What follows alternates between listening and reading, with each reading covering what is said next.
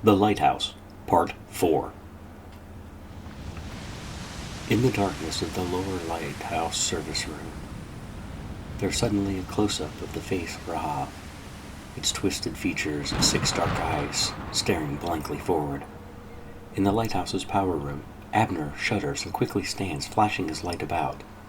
He's terrified and scared. "Where's it at?" Abner yells. "Where's that thing?"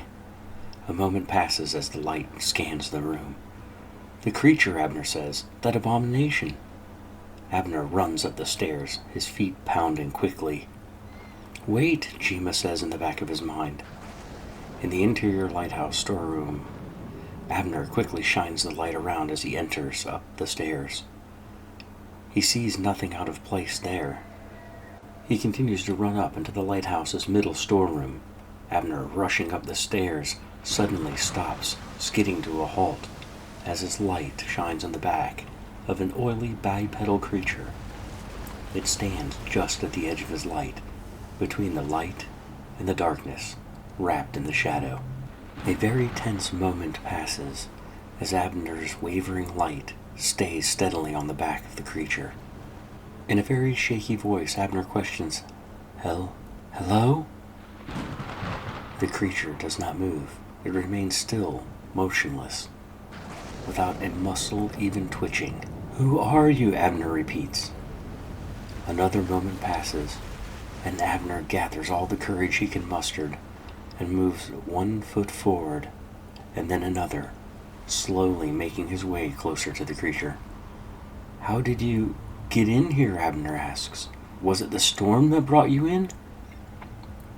Abner takes another very slow step, waves pounding outside, crashing against the stone of the lighthouse.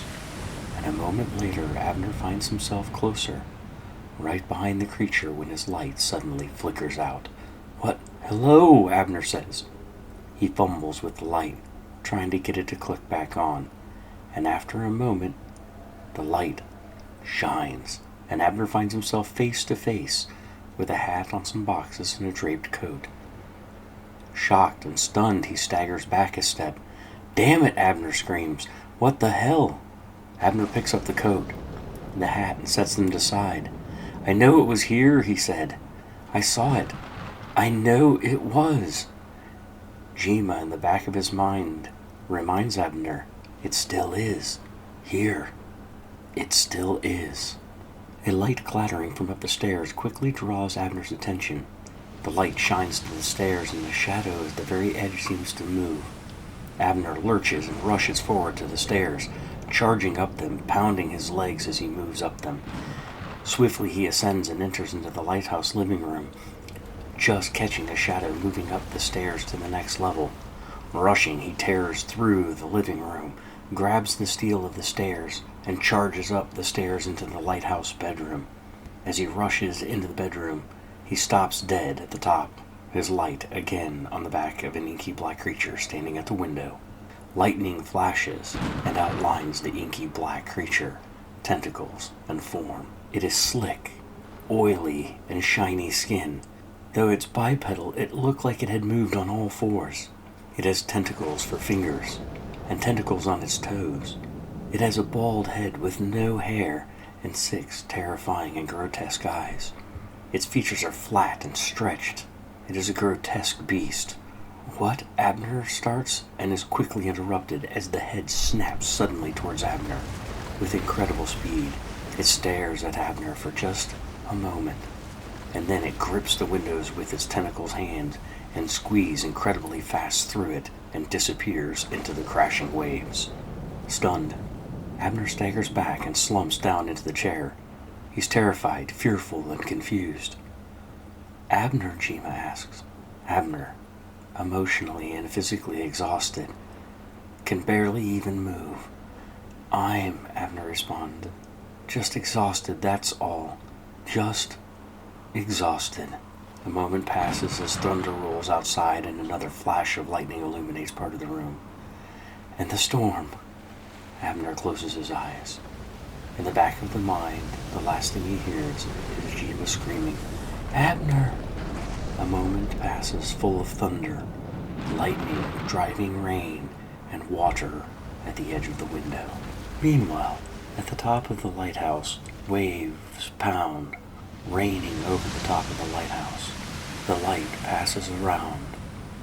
Yam Tannen, the massive creature, lurks buried in the waves, and is seen just barely as the light passes, mere glimpses of its massive, grotesque form undulating under the water, crouched and waiting as if it's ready to pounce.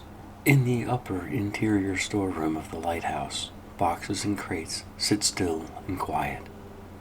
Light from the stairs barely lights the space. In the interior lighthouse's lower storeroom, there's an access hatch for the hoist. Light around it illuminates with flashes of lightning. The room is still and quiet.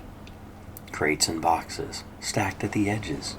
In the lighthouse's bedroom, flashes of lightning show the room to be still and also quiet. Rain and wind are seen through the window driving past as the waves rise and fall. In the power room of the lighthouse, the generator chugs away, and the small light on the wall casts silent and long shadows. It is noisy with the thumping and the chugging of the generator, but it is calm. Outside the lighthouse, from the shore, the light sweeps across the sky as waves rise up, pummeling around the lighthouse, leaving it as a standing tower amid the water. Rain drives through the night, wave after wave, storming down from above. A small shadow stands at the lighthouse entrance, just at the edges where the waves are lapping up to the stones. At the lighthouse's lower entrance, the figure, which resembles Rahav from the living room above, stands at the door.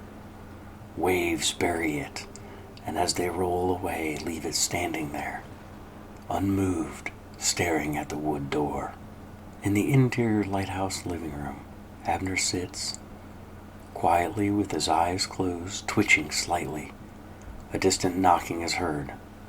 Abner's eyes shoot suddenly open. He looks around the room, flashes the light to and fro. Disoriented for a moment, he stumbles trying to stand and slumps back into the chair. Taking a moment to steady himself, he stands. "Have I been sleeping?" Abner questions. Silent passes. He looks around the room. It had to be a dream. He moves over and picks up the TV remote and turns it on. Static from the TV illuminates the room. "Damn," Abner says. "The storm is bad. There's no signal." Quietly, Abner goes and moves up the stairs into the lighthouse's bedroom. There, he walks over to the window and looks out at the raging storm outside.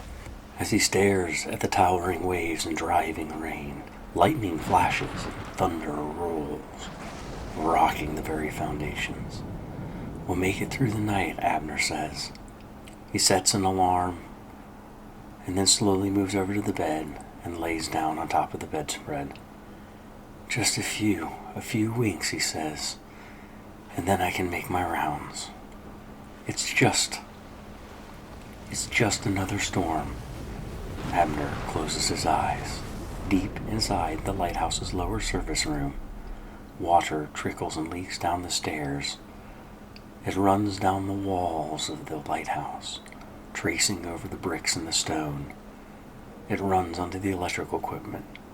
There's a shower of sparks and darkness.